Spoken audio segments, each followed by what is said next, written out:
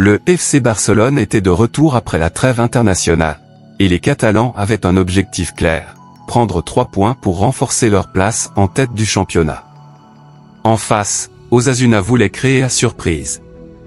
Mais que s'est-il réellement passé? Restez jusqu'au bout pour découvrir tous les moments forts de ce match.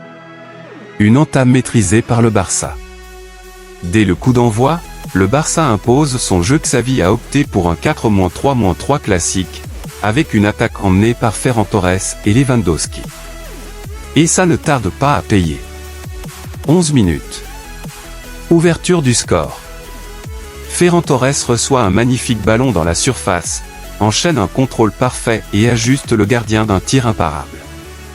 1-0 pour Barcelone, et le Camp Nou explose de joie.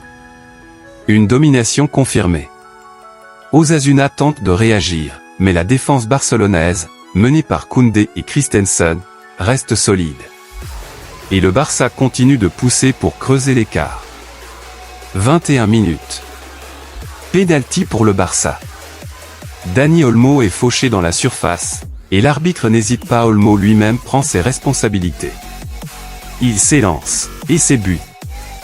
2-0 pour le Barça, qui fait le break. Le Barça gère et tue le match. En seconde période, Osasuna tente de réagir, mais manque de précision dans le dernier geste. Le Barça, lui, contrôle parfaitement le tempo et attend le bon moment pour frapper une dernière fois. 77 minutes. Robert Lewandowski est entré en jeu, et il fait parler son instinct de buteur. Sur un centre parfait de Gundogan, il surgit dans la surface et catapulte le ballon au fond des filets. 3-0. Le match est plié.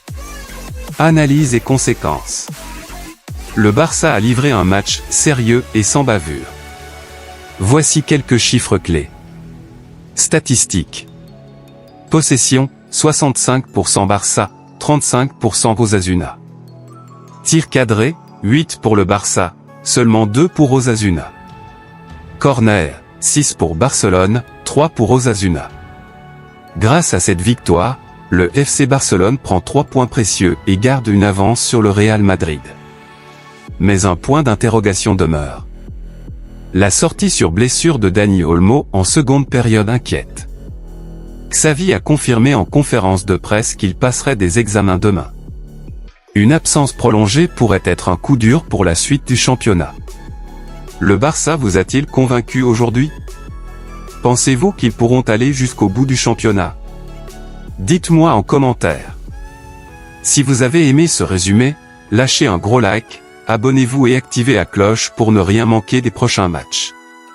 À très vite pour une nouvelle analyse foot.